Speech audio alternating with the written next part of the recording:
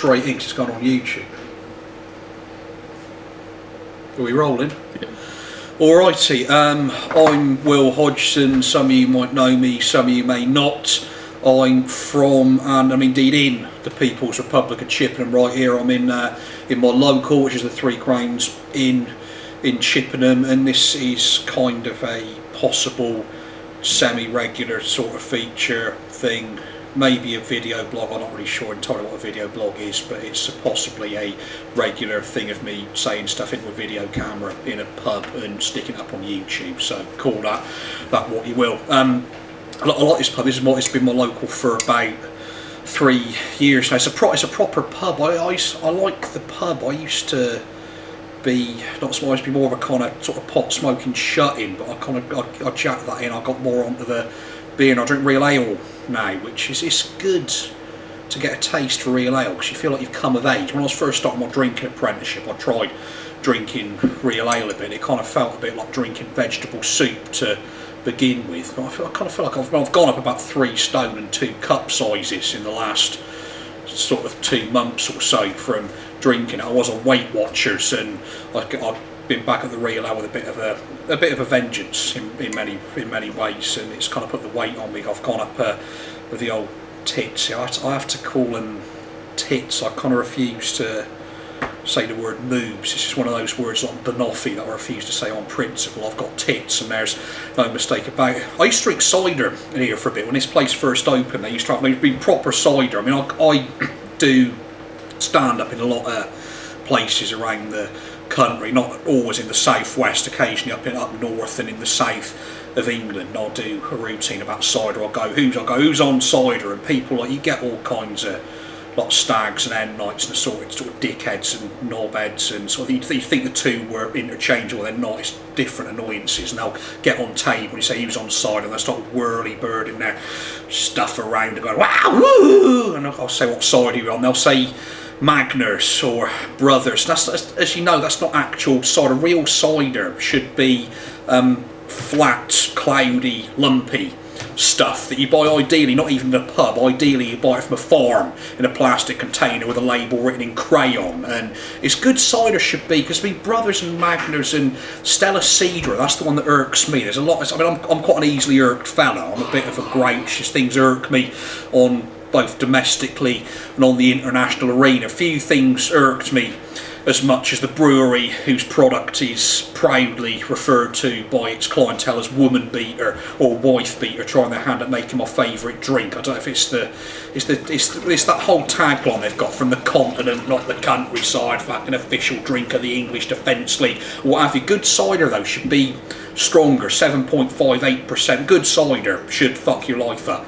I always think should be the mark of good cider, that it should be both a pleasure and a detriment, that you chew those lumps over thoughtfully in the summer. You can't keep cider cool in the cask, it always congeals, and it ideally should have the consistency of the inside of a McDonald's apple pie, and you sort of chew the lumps over, you wonder what they are they apple core and apple pulp? You hope they are. I mean, there's all kinds of talk dead sheep and dead rats, a veritable menagerie of dead animals fermenting in the bottoms of Mendip cider vats and that. But you can perform superhuman feats on the right kind of cider. You get so pissed you don't realise what's happening to you, and you kind of roll with it like you do. I mean, my mate Brian, who comes in here, he's not on camera tonight. It's just me here on my own. Brian's a lovely fella. Maybe he'll be on this one day. He's a top man. He's ex-RAF. You can tell immediately he's ex-RAF because he goes to the tash and the pipe. Smokes a pipe, hands free. Smokes a pipe, hands free. He walks down. You see him walking down the street, hands in pockets, pipe going up and down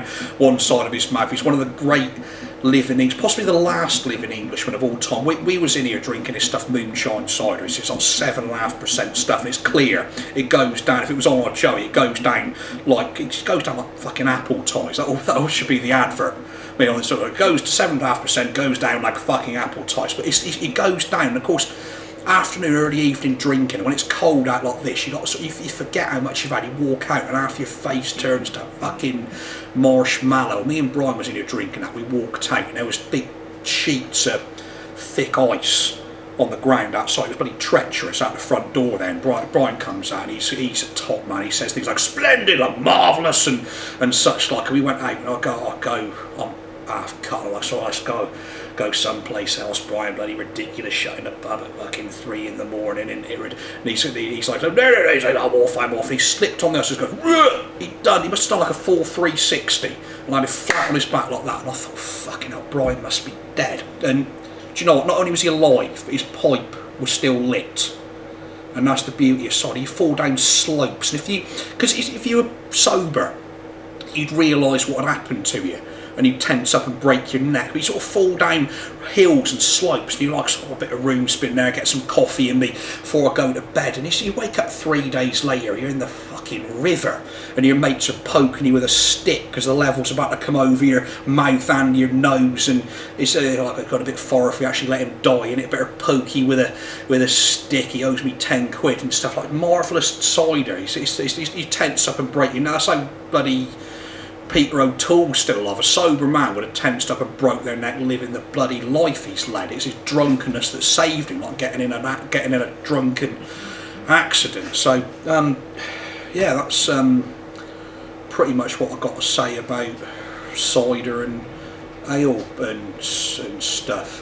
You might have noticed my eyes going in that direction. That's because it's the first time we've done it, and my good mate Andy and Tom, who's the landlord, was sat over there. I kept looking over there, but other than that, I thought this was all right. So yeah, might do some more of these. That's the end of that one. I'm doing stand up in various places. I don't know. I've not got my diary with me, but I'll be gigging at some point, I would have thought. So yeah, see you later. Thank you. Cheers.